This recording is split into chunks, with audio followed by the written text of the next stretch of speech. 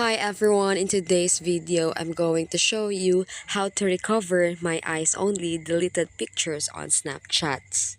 So let's get started. First, open the Snapchat app on your device.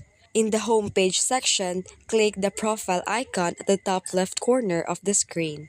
Then here in the profile section, click the settings icon at the top right corner of the screen. And here, just scroll down and go to the support and feedback and click the help center.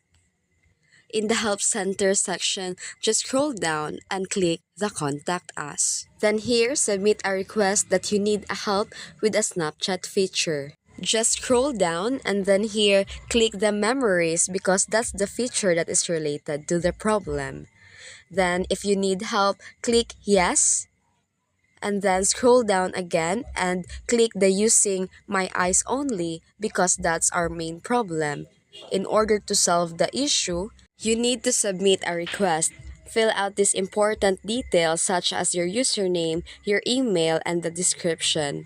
In the description below, explain the problem that you are facing right now.